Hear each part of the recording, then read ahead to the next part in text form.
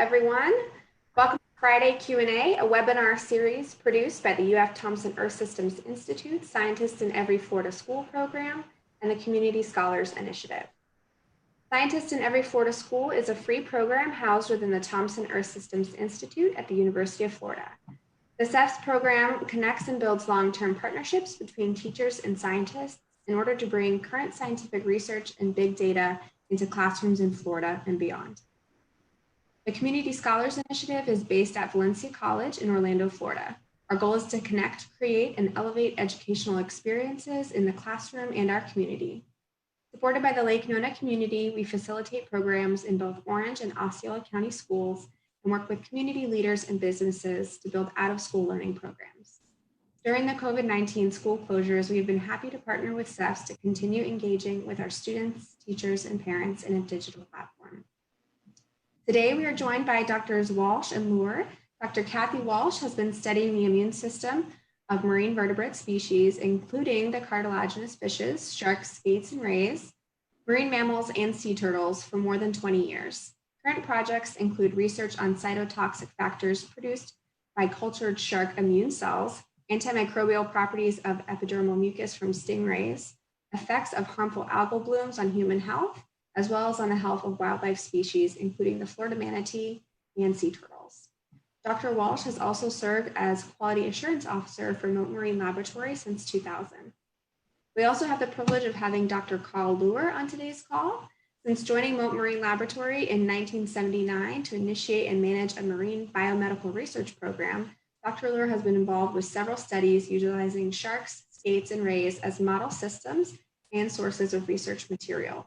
His projects include characterization of the histological and biochemical responses of sharks and skates to potent chemical carcinogens, research on skate reproductive physiology and embryonic development, age and growth studies and tooth replacement studies in nurse sharks, investigations into the cellular immunology of sharks and skates, characterization of the culture medium for short-term culture of shark epigonal cells that demonstrate potent tumor cell inhibitory activity, identification of antimicrobial activity in stingray epidermal mucus secretions, and characterization of the healing response of experimental wounds in stingrays. Wow, that sounds very impressive, and I can't wait to hear more about it. So as Dr. Walsh and Luer tell you about their work, please add your questions for either Kathy or Carl into the chat, and one of our moderators will ask your questions. So without further ado, I can't wait to hear more about stingrays.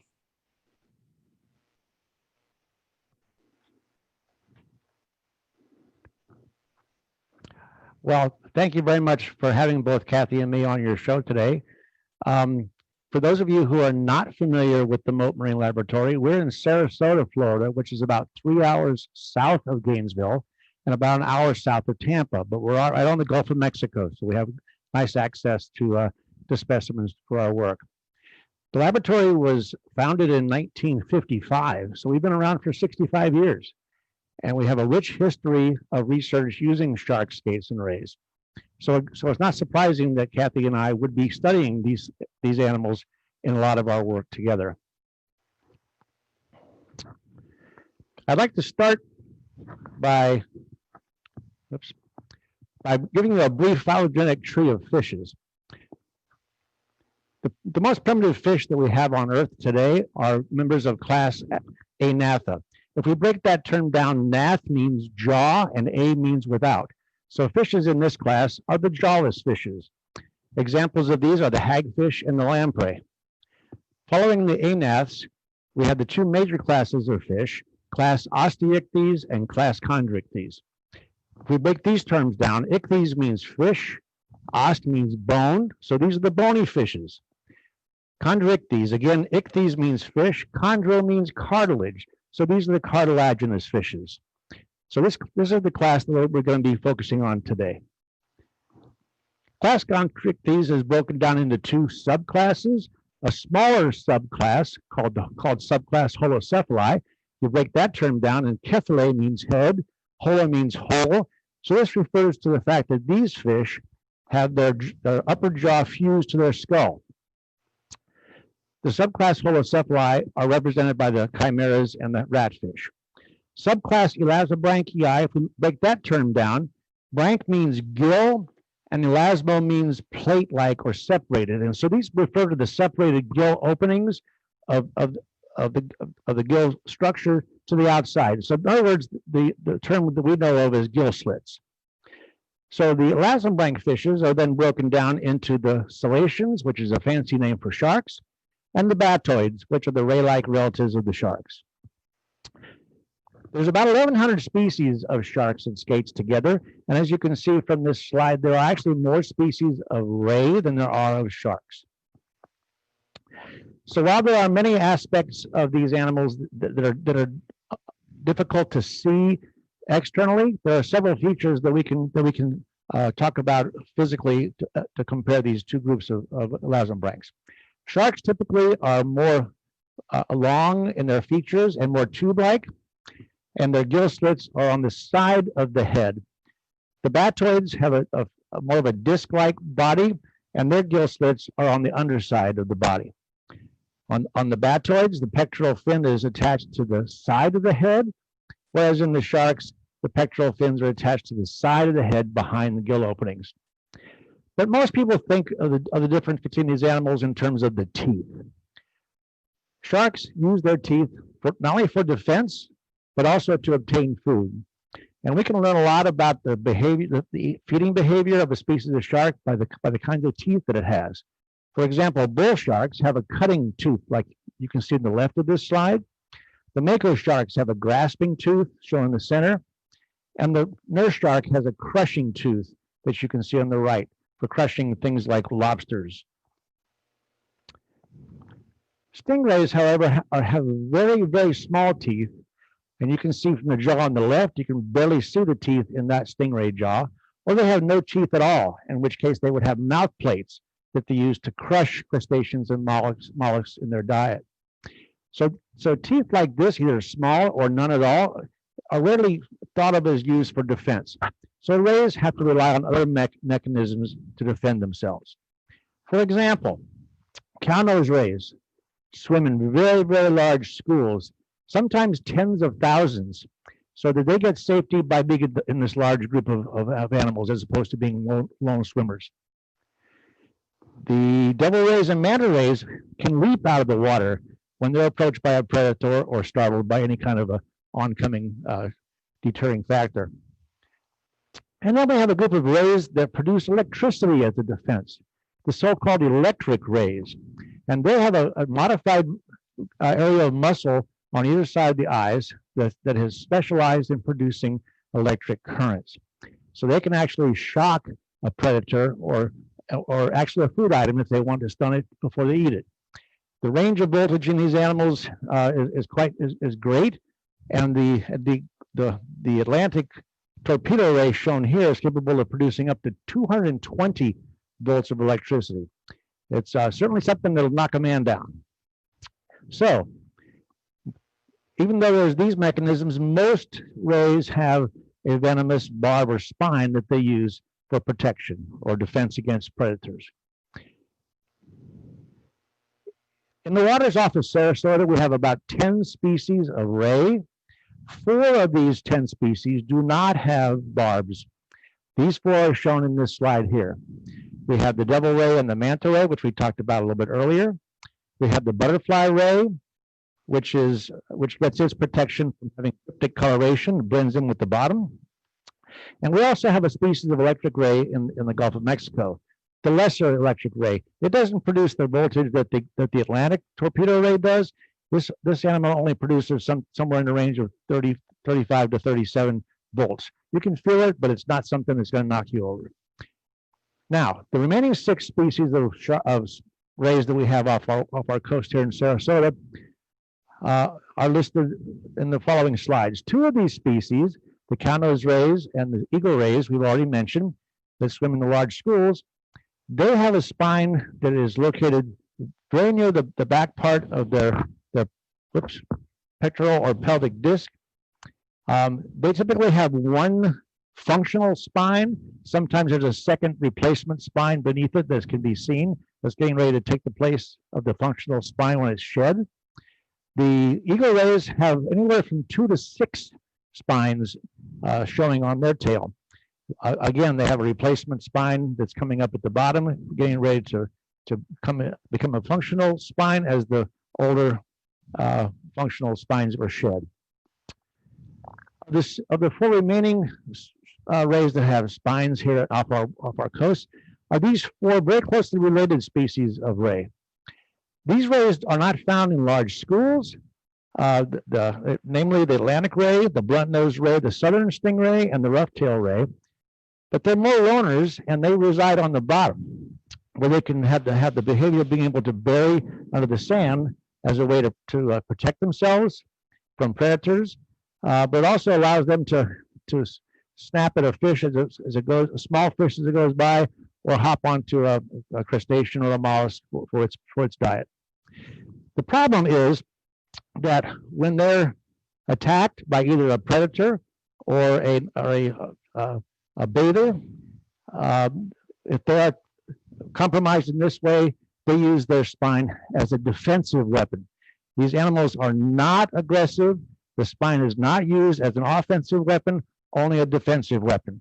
But the problem is that with these kinds of rays, the ones on the bottom, the spine is not located up by the disc, but partly down the tail. So in this position, the spine can be used a little bit more as a weapon to protect themselves and maneuver more easily to stick the foot or leg of an unsuspecting bather who happens to step on them.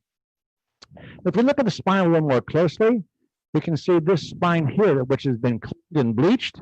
They're very sharp, have a very sharp tip, and the sides have backward directing arrow points. There's a mid-ventral ridge going down the whole center of the spine. And if you look closely on either side of that ridge, there are two grooves that run the entire length of the spine.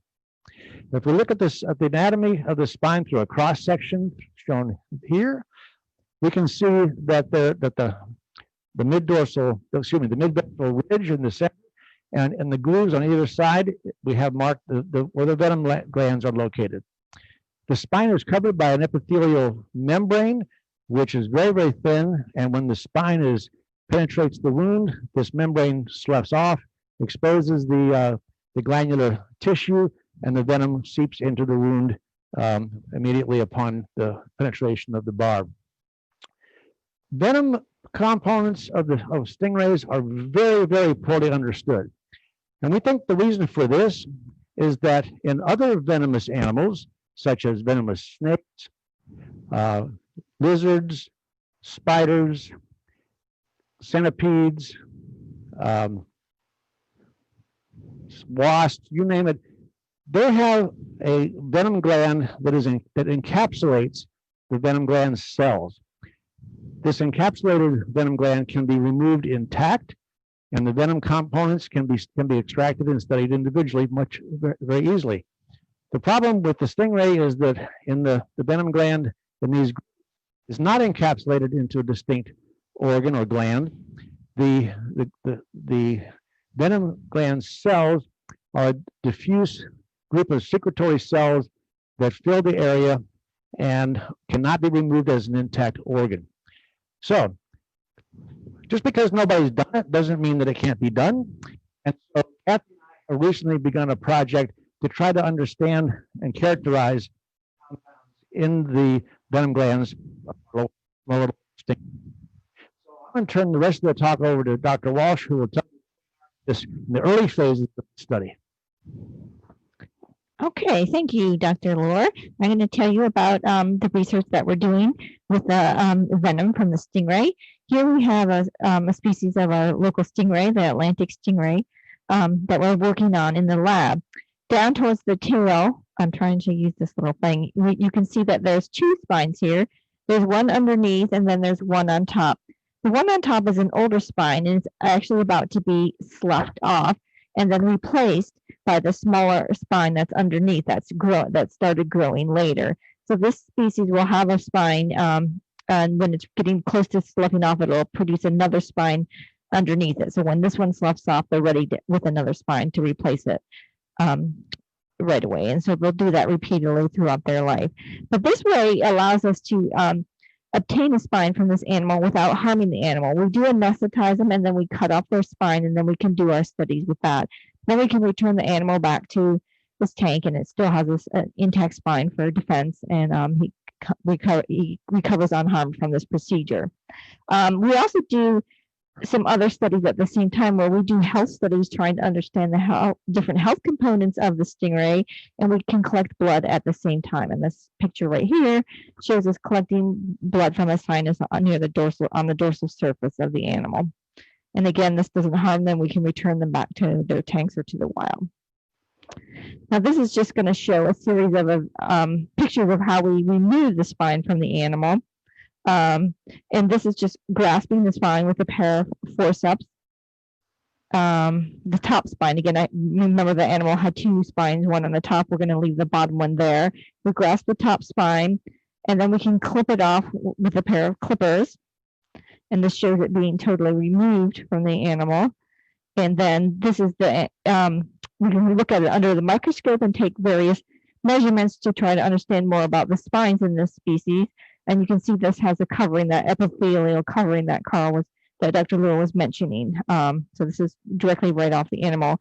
And again, we'll return the animal back to its tank after we do this, and he'll still have one more spine left. This is just showing a cleaned off spine under the microscope, so you can see a better look at it. This is one on the dorsal surface. So this is the back or the upside of the animal, and it's smooth. I mean, it has the small teeth on the side, or spines on the side that Dr. Luer was showing you when it hit this slide of the anatomy of the spine, and it's smooth here.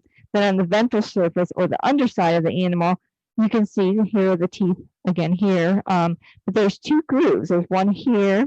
I'm not doing very good with this cursor, but there's this groove that runs the length of the spine here, and then another one that runs the length of the spine here. And that's where that venom tissue is located in this animal, and that Dr. Luer showed you in the anatomy slide. So that's, it's you can see that it's a very narrow part of the spine where that venom tissue resides. And we work to clean that out because we want to collect just the venom tissue, because that's what we're studying right now. So we work to just get primarily venom tissue, but you can see that it is quite a bit of work to get that. This is us. We are under the microscope. We are scraping to remove that venom gland. This is that narrow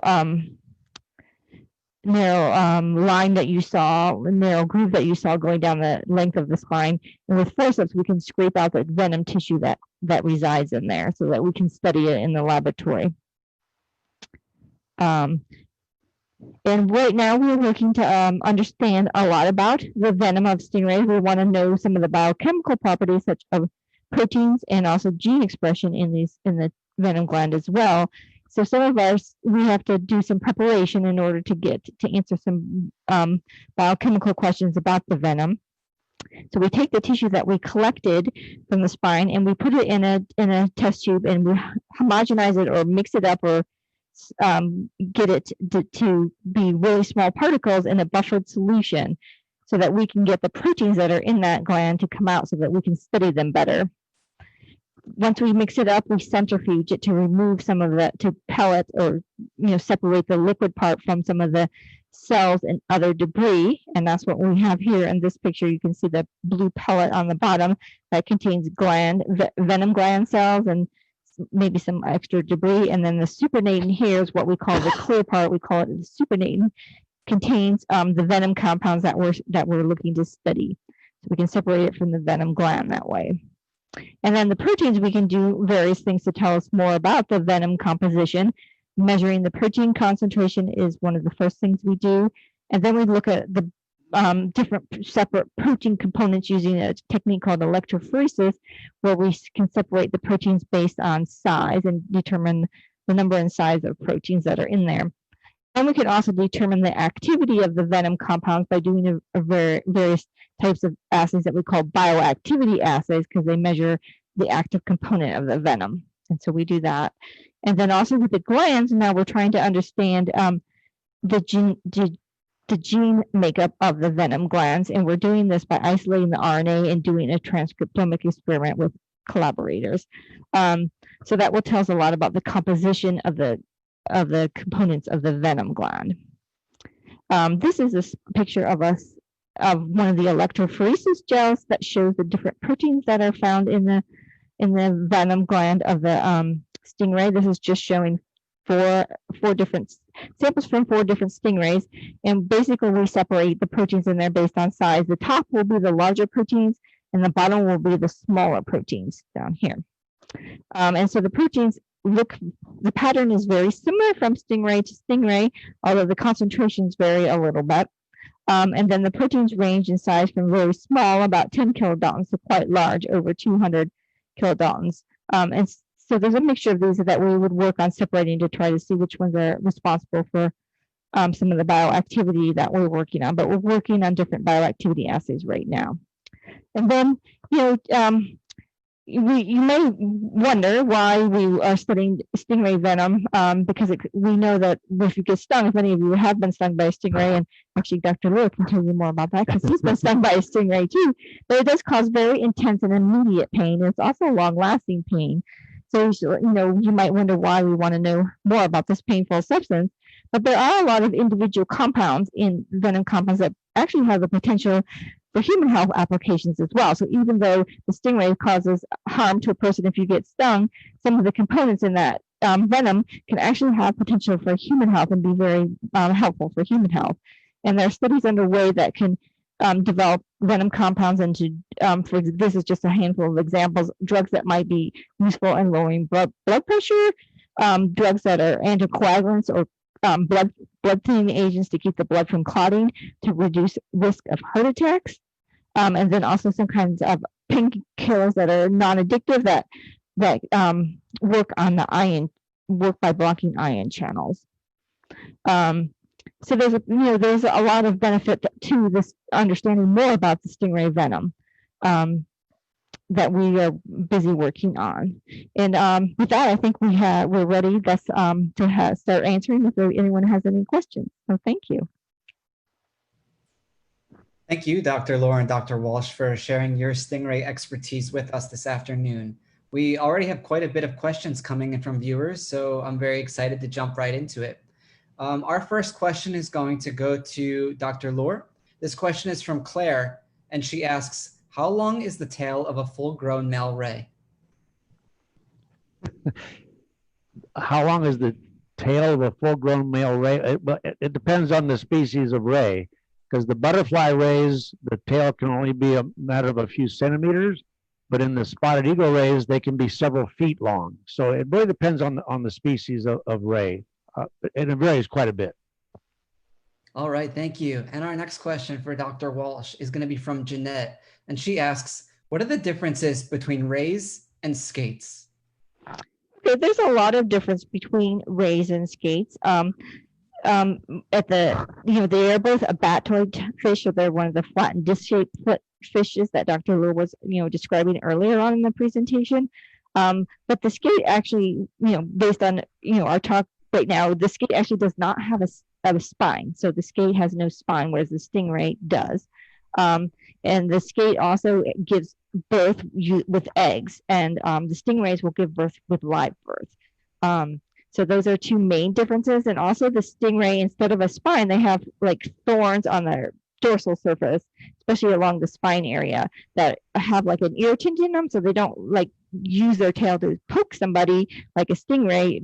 I mean, stingray doesn't do it on purpose, but they don't have the ability to sting somebody like that. But if you touch the spines on the dorsal surface, it has like an irritant to it, and it'll still cause like a little bit of stinging. So there's many differences between rays and skates, but the main one would be the live versus egg laying, and the spine versus no spine. Thank you. Our next question for Dr. Luer. Bruce asks, are there any fossil collections or fossil exhibits at Mote? Well, yeah, it depends on what animal we're talking about. Because shark skates and rays have a cartilaginous skeleton, they don't fossilize very well at all. So you don't see skeletal remains of these animals in the fossil record. Very, very rarely. Depends on the conditions that would allow that to happen. You do find fossilized teeth, of course, and you can find fossilized stingray barbs as well, sometimes when at the beaches. But we do have other fossilized collections of other types of animals, like shells, and we have but a lot of things are not on display right now because of our transition to change the whole public entertainment aspect of, with the health issues the way they are. So it's hard to know what's on display right now. Sure. All right, our next question for Dr. Walsh. Jenny would like to know, how does stingrays communicate with each other? Well, that's a good question. I'm not sure how they communicate with each other. Actually, I don't have a good answer for that one. I'm going to ask Dr. Luer if he has any input for that. Okay, I have a few things I can add to that question. You remember I talked about the electric organ that electric rays have? That there's some evidence that some of these species use the electric organ not just to stun predators and prey, but also to help with geolocation and also in mate recognition. One of the things that Kathy hadn't had a chance to mention in differences between skates and rays is that skates have an electric organ in their tail. It doesn't produce large voltages like the electric rays do. It's more in the millivolt levels, but it is an organ that is used. We have evidence that actually is used in mate recognition, and we've recorded from skates during copulation and during just normal passage across each other, and this organ does discharge in relation to knowing that, telling somebody, oh, I know you're there, or let's get together later on tonight, those kinds of things. So they do have the electrical senses are extremely keen. They have organs that can detect electrical currents in the water that are the highest detection of any animals in the animal kingdom. They can detect the electrical field of muscle contraction. They're that sensitive. All right, thank you. And let's jump back to Dr. Walsh for this one. Ellie wants to know, do stingrays have defined roles like mother and father? Well, stingrays, the mother will give birth to the offspring, and so that's the defined role. But as far as caretaking after that, there is no caretaking after the animal has been born. They give, the stingrays will give live birth, and they have like a nutrient media in their uterus where the animal is growing before it is before they give birth that they feed off of, but then they don't continue to feed the animal after it's been born.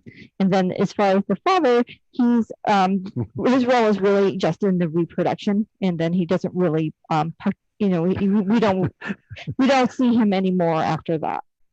Excellent. All right. And for Dr. Luer, our next question comes from Maria, who asks, what is your favorite type of stingray? If you had asked me 10 years ago, I would have given you a different answer. But Kathy and I had some funding from the Department of Defense about 6 or 7 years ago to look at antimicrobial compounds from stingray mucus, and also to look at wound healing. And in that particular project, we focused a lot on the Atlantic stingray. And I did not know how good a model the Atlantic stingray was going to be in the laboratory until this project. So I've been at Mote for 41 years. And so the first 30 some odd years I was at Mote, I didn't even realize, and there's a picture of it on your screen there, didn't realize how great a model this was. I think I was more afraid of the spine, and so I wasn't too interested in using the stingrays in the lab, because the skates, I'd use the skates a lot prior to that, and they're not dangerous at all. And the Atlantic stingray, though, is turning out to be just a wonderful laboratory animal model. So I'd have to go with the Atlantic stingray.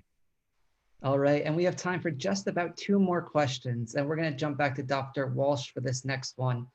And Rachel asks, what is it called when we have a group of more than one ray, and how many are typically in that group? Well, I think that depends on the species. Mm-hmm. The Cardinals rays can have hundreds of them in their group. And And then some of the other species have a few less. But so it really depends on the species. And then there are some species that are more solitary and you don't really find them in big groups. Mm-hmm. And yes, no, I'm sorry. And I forgot to answer that part. And we call that like the large group of countless rays that we see is a school of rays. All right. And for our final question today, back to Dr. Luer, Thomas asks, can you please tell us a little bit about any compounds that you have identified from your research and their current or potential use in human medicine? It's too early in our study with the venom compounds to have identified any particular compound. We do know from our early studies that similarly to when a person is stung by a stingray, we know that heat helps relieve the pain. And the conjecture has always been that it breaks down the protein parts of the venom. Well, in our venom extract, we have actually done some studies where we have heated the mixture up, and it does totally wipe out the activity that we've been looking at. So we know that there are some interesting things that we can apply to our early studies, but we're far too early in the study to be able to have identified any particular compounds. Hang on for future research. Dr. Walsh, do you have any final thoughts you would like to leave our attendees with as we start to wrap up today's session? I'm really glad everyone was able to join us today, and I hope that you can appreciate the animals in the wild, and just be sure when you're walking in the water to do the stingray shuffle so you don't get stung, so that you bump them and get them to move away before you startle them by stepping on them. And good advice. And I think that's all I have to say. Thank you. Well, thank you both so much for joining us this afternoon. At this point, I'm going to hand things over to Stephanie to begin to wrap up today's session.